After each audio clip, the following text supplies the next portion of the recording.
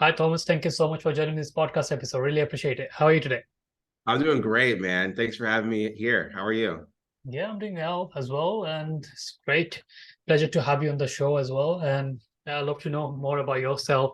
And also, we're going to discuss on the topic we have is how to handle the growth and struggle. So Yeah. before that, I'd love to know more about yourself. Like, how did you overcome your growth and your struggle uh, on your like a personal life and professional life? Yeah, absolutely. So, to give some context, I'm first generation American born. My family is originally from Jamaica. And Mhm. so the pursuit of the American dream was alive and well in my home. And anyone who's a listener out there who's from the Caribbean knows that you have parents that are very into wanting to make sure you have an education and to be successful and create security in your life. That is just something that you aspire to because you want to make your parents proud. And so I did that.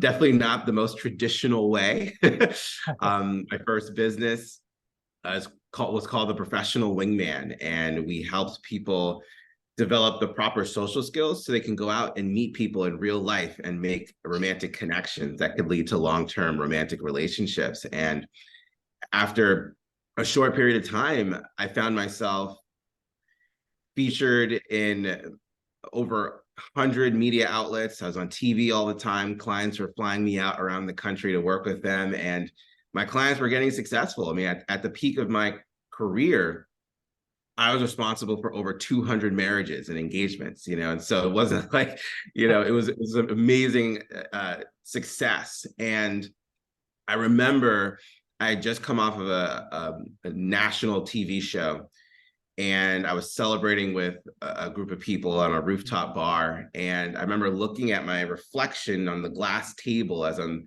kind of assessing where my life was at. I was making a lot of money. I was really successful. People knew me. I ended up finding my girlfriend at the time, who later became my wife. I mean, I thought I had everything. And in that moment, I didn't feel happy. I didn't feel fulfilled in my life. And that was the moment where I realized that what I was pursuing wasn't mine. Mm. It wasn't my story. It was someone else's story. It was someone else's dream. And I never gave myself the space to really ask myself, what did I want out of all of this? And I didn't expect what was going to happen after to happen. I mean, I got really depressed and I struggled a lot with isolation and escapism and even drug and alcohol abuse. And the struggle with that for me was I was living my life based on someone else's dreams, aspirations, story that they wanted for me. And I never gave myself the moment to think about what I wanted for my life. And so I had to spend a lot of time figuring out who Thomas was. What is his real identity? It's not this wingman thing, but Yeah. what else is there? I started that company when I was 23 years old. And here I was, at 28, 29 years old. That was all I knew. But I didn't know how to figure it out. And at the time, I didn't understand that other people were going through this Mm. type of struggle as well, not just in the growth of a business, but also internally as well. How do you define yourself outside of what you do? And one of the things that I had to realize was I couldn't do this journey by myself. I was raised, in a way where if I had a problem, if I was struggling, it was up to me to figure out how to do it, how to solve that problem. And in many ways, that taught me a lot about my internal resilience and my resolve. And in other ways, it held me back because I never understood or learned how to ask for help. I didn't understand how to receive help. I didn't know how to build community of people who supported me and could lift me up when I was not feeling my best. Mhm. And I had to learn at 30 years old how to start asking for help, how to start, bringing people in, letting people in and understand that, hey, even though I did create all that success, I was emotionally and spiritually bankrupt inside. And I didn't know how to Everyone explain thinking that. that time like you are successful, right? Like everyone Yeah. outside feel like that guy made it, and Oh my you gosh. to be in your shoes, but you are here Yeah. like you're not enjoying yourself, right? Yeah. I mean, people would come to me and say, oh my God, like I want your life. Yeah. I want your life. You get to fly around and you can go to the hottest, bars and and locations, and all you have to do is show people how to talk to other people. And when I think about it, it could be told that simply, right? Like I was Yeah. being flown out, to major cities around the country to teach people how to meet their people that they wanted to meet in their city. And I mean, obviously it took a lot more work than that. There's a lot more that would happen behind the scenes with their own struggle and their own needing to overcome adversity. But the way it looked like the ideal lifestyle. And when I take a step back, and this is obviously in reflection, that life was pretty good, but it wasn't mine. It was someone else's life that I just adopted to think, well, maybe if I created this life for myself, I would be loved and I'd be celebrated and I would be enough. And when I finally got there, I didn't feel any of those things. Yeah. And that's the thing that pushed me to obviously help myself, but also go out and help others. Is sometimes we pursue things because we just assume that that's what we are supposed to pursue in order to be successful or be happy.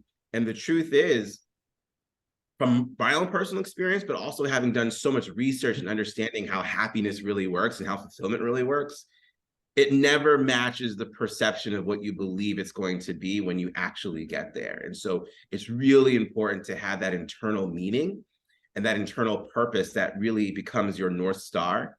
So that way, whether you get to that level of success or not, it becomes irrelevant to the bigger story that you're looking to experience internally.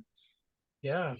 And when did you find out, like, I need to make the change? Like, when did you realize that, like, this thing is not working? Like, I'm doing everything like what people can ask for, and I'm living the life, but at the same time, like, I'm not enjoying it. Like, I'm not feeling it. I'm feeling depressed, and I need to make some change in order to like being who I want to be. So, when did you realize that? Like, was it like one day you just woke up and realized I need a change, or like over time? You planned out like I'm gonna be making some changes?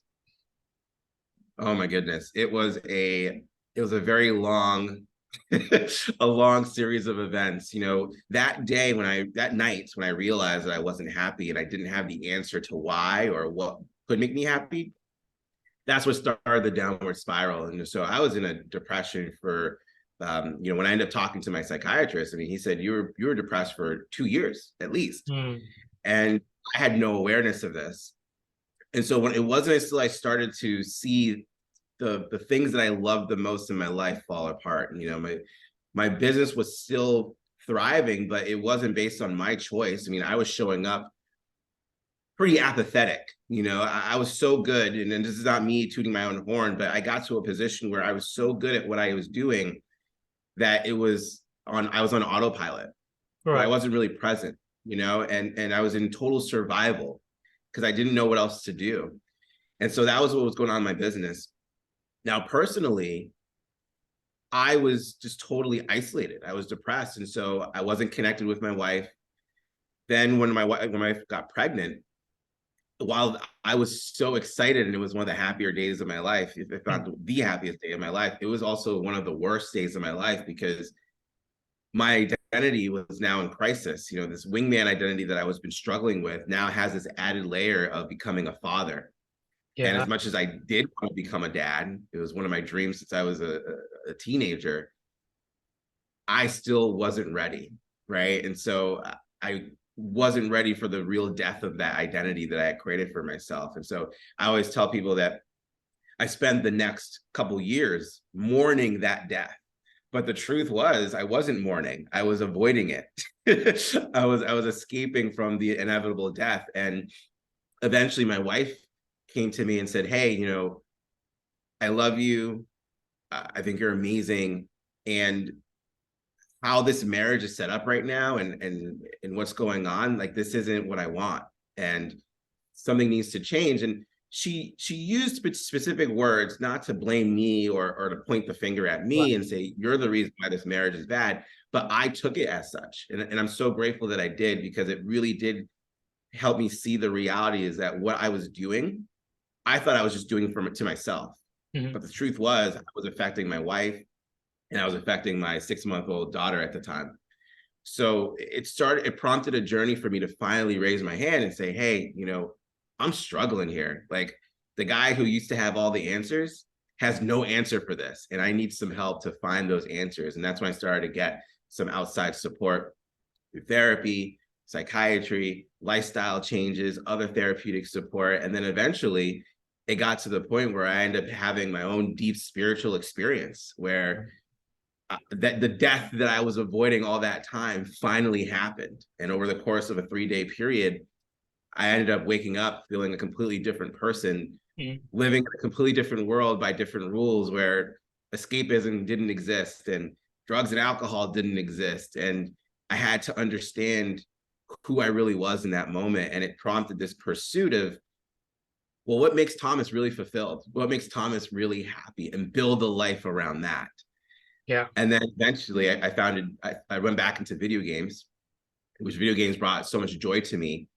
And I decided to pursue a career of sorts of becoming a semi-professional gamer. And it was very short. It was about 6 months. But what I learned from that was, if I could really make my life more like a game with metrics and joy and curiosity, and I can track it, I would show up having so much fun, but performing at such a high level. And so that became a methodology that I now use to this day, where I used to work with businesses and entrepreneurs, and I still work with entrepreneurs, but now I work with dads who are struggling to keep their families together, to have a solid connection with their wives. And I use that same kind of game-like methodology to help them get their marriage back and keep their families together, because I didn't have that level of support at the time that I needed it most. And I'm so glad that I did before it was too late. But I want to be that person for those other dads who are struggling too, and help them get to a place where I get to be today. Yeah. So that leads me to the next question. Like, I know, like, you done a lot of work on yourself and you realized and made some changes. And so how someone else can do the same thing like you did, like how they can handle their success, failure, or like their growth. So how would you advise someone, like, even though yourself, like if you go back where you started, how would you approach it? That's a great question. So the first thing that I would do is, you got to make sure that you have community.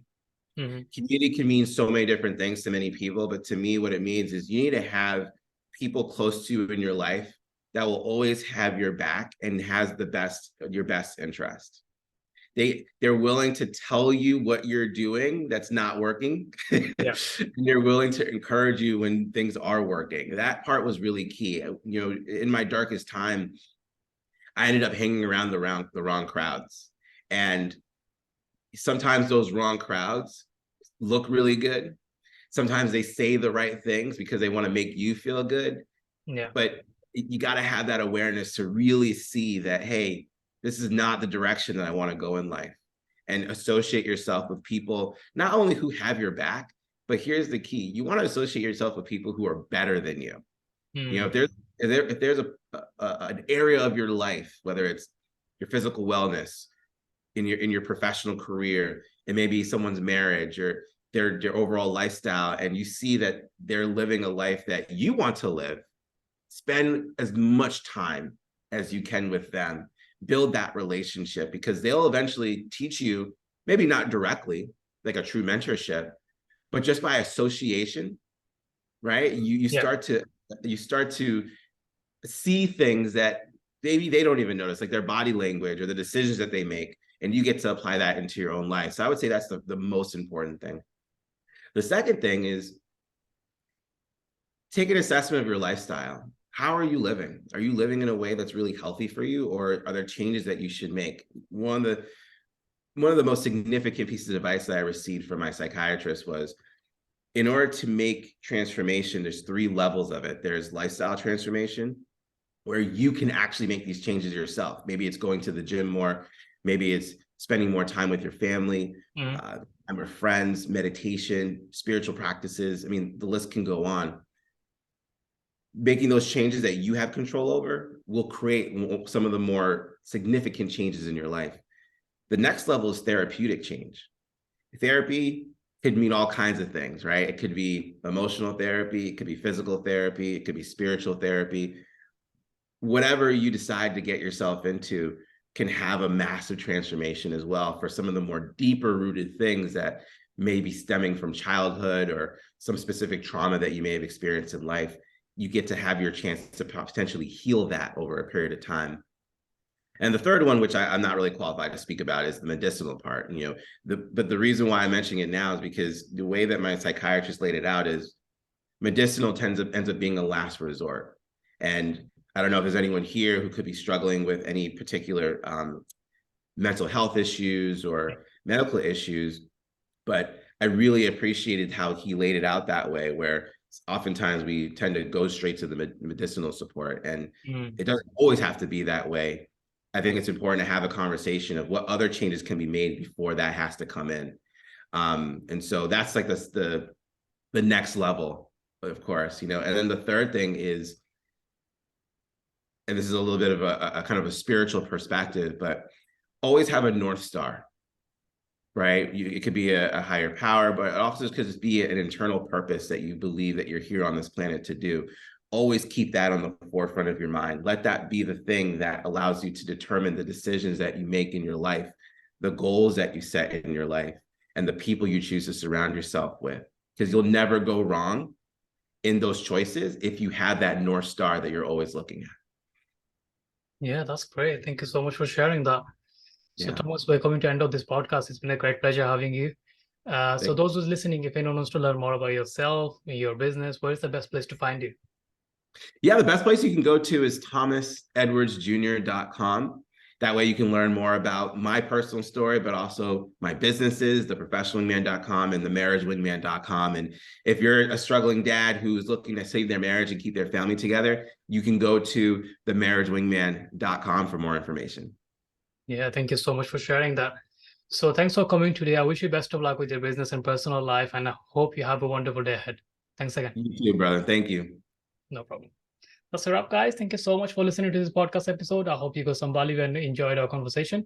If you want to learn more about Thomas, go visit his website. You get all the information in there. So until then, I'm going to talk to you in the next episode. Take care.